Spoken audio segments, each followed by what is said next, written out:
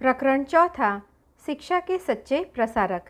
कितनी अजीब बात है, हरिजन छात्रावास का उद्घाटन करने के लिए कोई तैयार नहीं है। एक मित्र ने भावराव से कहा, बेचारे छात्रों ने बड़ी मेहनत से अपना छात्रावास बनाया है, वे हरिजन है तो क्या हुआ, है तो हमारे जैसे ही इंसान, लेकिन इसमें परेशानी की क्या बात है। भावराव ने कहा, अगर उन्हें पसंद हो तो मैं छात्रावास का उद्घाटन करने के लिए तैयार हूँ। क्या कहा, तुम उद्घाटन करोगे? समाज तुम्हें जीने नहीं देगा, मित्र ने कहा। समाज की मैं परवाह नहीं करता, समाज को हमने ही बनाया है, हम उसे बदल भी सकते हैं। अगले ही दिन भाऊराव ने हरिजन छात्रावास का उद्घाटन कर दिया। चारों ओर यह खबर बिजली की तरफ फैल गई। समाज के ठेकेदार बौखला उठे। भाऊराव के रिश्तेदारों ने उनसे नाता तोड़ लिया।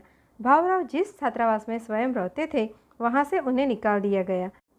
समाज द्वारा इस तरह बहिष्कृत किए जाने से भाऊराव के मन में हरिजनों के प्रति प्रेम की जड़ें और गहरी हो गई। उन्हें इस बात से दुख हुआ कि समाज में इतना भेदभाव है। मनुष्य मनुष्य के बीच यह दूरी क्यों है, इसे तो मिटाना ही होगा। अपने इसी संकल्प को लेकर वह आगे बढ़े। आरंभ में उन्होंने कुछ छोटी मोटी नौकरियां की, लेकिन मन में उठ रहे क्रांतिकारी विचारों ने चैन न लेने दिया। वह हरिजन उद्धार और गांवों के विकास के लिए समर्पित होकर निकल पड़े।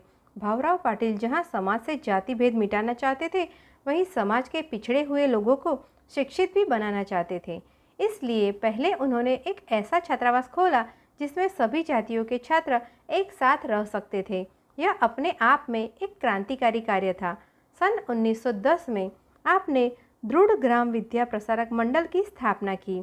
इस संस्था के द्वारा दूर दूर के गांवों से पढ़ने आने वाले छात्रों के रहने खाने का इंतजाम किया जाता था। 25 वर्षीय भाऊराव पाटिल द्वारा शिक्षा के क्षेत्र में उठाए गए इस कदम की सबने प्रशंसा की। इसके लिए उन्हें अपने अनेक साथियों का सहयोग मिला। धीरे धीरे वह अपने अनुभव को बढ़ाते गए। उन्होंने गांवों में शिक्षा प्रसार की समस्याओं का अध्ययन किया। उन्होंने निष्कर्ष रूप में यही जाना कि जब तक छोटे छोटे बच्चों को शिक्षित नहीं किया जाएगा, समाज में परिवर्तन लाना मुश्किल है। इसलिए उन्होंने रैयत शिक्षा संस्था नामक एक और संस्था आरंभ की।